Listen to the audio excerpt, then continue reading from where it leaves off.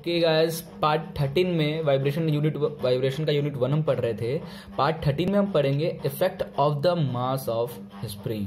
मतलब अगर स्प्रिंग के नीचे अलग अलग क्वांटिटी का अलग अलग मास का अगर वजन लगा है और उसका डिफ्लेक्शन भी अलग अलग होगा, तो इन दैट केस उस सिस्टम की फ्रीक्वेंसी, नेचुरल फ्रीक्वेंसी क्या होगी, कैसे कैलकुलेट करेंगे। ब्लर है, अभी क्लियर हो जाएगा। ओके, तो मैं हूं आशीष सिंह, आप देख रहे हो 4B इंजीनियर्स। तो चलिए शुरू करते हैं। Okay, now it's clear. तो देखो, एक स्प्रिंग यहाँ पे फिक्स्ड है, ये स्प्रिंग है जिसका स्टिफनेस K है, मास M है और ये XT डायरेक्शन में मूव कर रहा है वाई, ठीक है। Now where L is the total length of the spring, this L बोले तो मैं बना देता हूँ यहाँ पे, this is the total length of the spring and ms is the total mass of the spring. Ms is the, let us assume ls is the total mass, ms is the total mass of the spring. Now the mass of a spring element of length dy at a distance y from fixed end will be ये जबरदस्त है। For example ऐसे समझो, ठीक है, यहाँ पे जो मास लगा है, इस मास का क्या इफेक्ट आ रहा है हमारे स्प्रिंग पे। तो ये स्प्रिंग का लेंथ L है, तो भाई इतना बड़ा कैलकुलेशन करना भाई हमारे बस की बात नहीं है, ठीक है। तो हम क्या करेंगे, हम एक छोटा सा एलिमेंट स्प्रिंग में कंसीडर कर लेते हैं। फॉर एग्जांपल हम इतने एलिमेंट का ये पार्ट लिए जिसका लेंथ है हमारा dy और ये y डिस्टेंस से फिक्स एंड से y डिस्टेंस की दूरी पे है, y डिस्टेंस की दूरी पे है dy। ये एलिमेंट हमने कंसीडर किया है, ठीक है। अब इस एलिमेंट का हम काइनेटिक एनर्जी, पोटेंशियल एनर्जी निकालेंगे, फिर टोटल निकाल के हम उसको डिफरेंशियल इक्वेशन बना के डायरेक्ट नेचुरल फ्रीक्वेंसी कैलकुलेट कर लेंगे, ठीक है। चलिए देखते हैं, ठीक है। Now the mass of spring element of length dy, जो हमने एलिमेंट कंसीडर किया उसका लेंथ dy है, at a distance y from the fixed end, at a distance y from the fixed end. Therefore क्या हो जाएगा mass, that is total mass of the spring ms, element का जो length है dy और overall जो length है l, तो ms dy अपॉन l, ठीक है। Now if x denote the displacement of the mass m of the spring, now ms is the total mass of the spring और m ये क्या है हमारा, the mass of A spring. m हम उस element के अकॉर्डिंग ले रहे हैं। Now if x denote the displacement, अगर x आप बता रहे हो इसमें कि आप जब इसको डिस्प्लेसमेंट कर रहे हो तो ये x डिस्प्लेसमेंट हो रहा है अपने इक्विवेलेंट प्लेस से, in that case the mass of spring will be m। Therefore displacement eight a distance y from fix and, अगर वही आप फिक्स एंड से इस एलिमेंट का जब डिफ्लेक्शन कर रहे हो, y डिफ्लेक्शन कर रहे हो, मैं पहले नॉर्मल था, फिर आपने कोई एलिमेंट कंसीडर किया, उसको आप डिस्प्लेस किया एट डिस्टेंस y से, इन दैट केस आपका डिस्प्लेसमेंट क्या हो जाएगा। वैसे तो अगर आप इसको करते तो इसका डिस्प्लेसमेंट x होता, ठीक है, बट आप किसी एलिमेंट dy है उसको आप डिस्प्लेस कर रहे हो एट जो डिस्प्लेसमेंट हुआ है वो y, in that case the overall displacement will be y x upon l। क्या हो जाएगा, y x upon l। Similarly velocity of the mass m eight a distance y from the fix point, उस element के लिए y x dot upon l, x dot is the velocity upon l।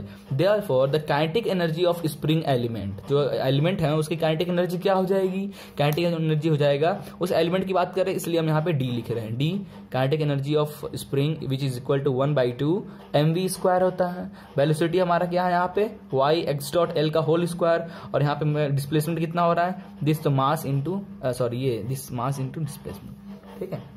ये हो जाएगा हमारा mass. तो overall mass of that element is equal to ms total length of spring into dy, ठीक है। ये ओवरऑल मास और velocity this, okay.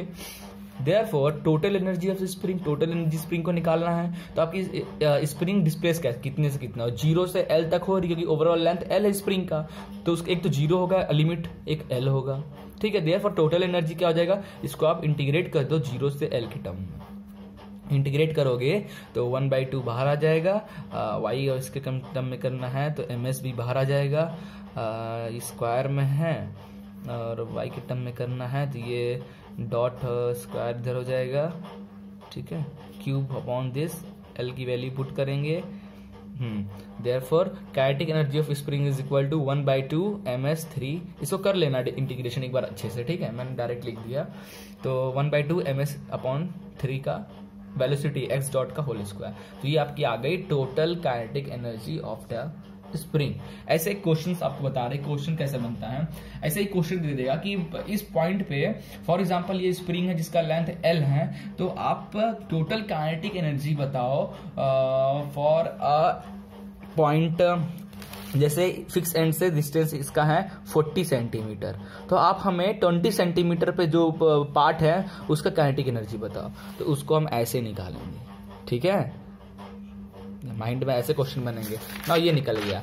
Therefore total kinetic energy of spring mass of the system, total kinetic energy of spring mass system, spring का तो ठीक, mass spring के साथ mass system का भी क्या हो जाएगा, काइनेटिक एनर्जी ऑफ मास का जो है और काइनेटिक एनर्जी ऑफ स्प्रिंग का जो होगा।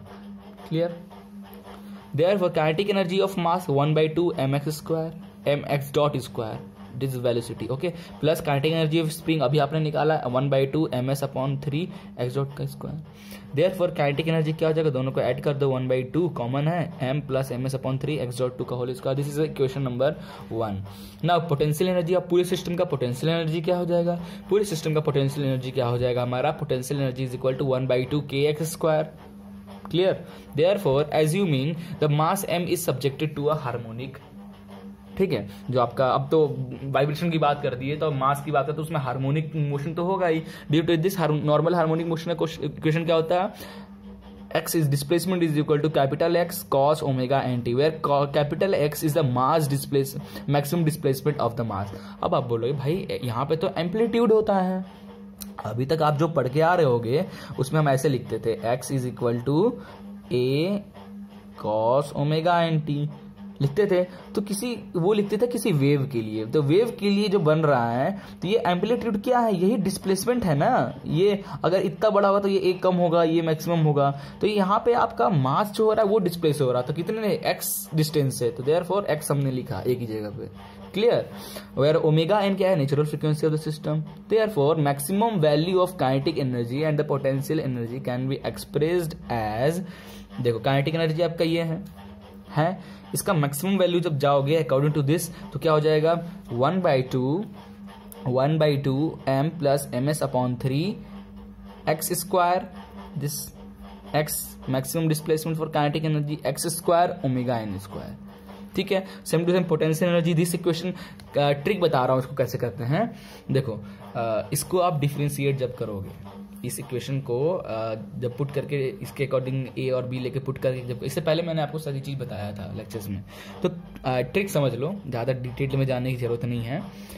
मैक्सिमम काइनेटिक एनर्जी और कभी भी maximum kinetic energy potential energy आपको निकालना हो तो जो नॉर्मल काइनेटिक एनर्जी होता है उसकी वैल्यू लिखना जो आपने कैलकुलेट किया, this is normal kinetic energy x dot square. ठीक है, ये x वेलोसिटी का स्क्वायर आ रहा है, तो इसकी जगह पे आपका जो नॉर्मल इक्वेशन का जो एम्पलीट्यूड डिस्प्लेसमेंट होता है और फ्रीक्वेंसी होता है उसको रख दो, उसका स्क्वायर कर दो। ठीक है, पोटेंशियल एनर्जी का इक्वेशन लिखो और x की जगह पे, x स्क्वायर की जगह पे आप क्या रखोगे, सिर्फ एम्पलीट्यूड रखा square. This is the maximum kinetic energy and maximum potential energy. ठीक है, therefore according to energy conversion, यहाँ पे क्या हो रहा है, energy kinetic energy to potential, potential to kinetic हो रहा है। देयरफॉर हमारा काइनेटिक मैक्सिमम काइनेटिक एनर्जी और मैक्सिमम पोटेंशियल एनर्जी दोनों को एक दूसरे के इक्वल कर देंगे।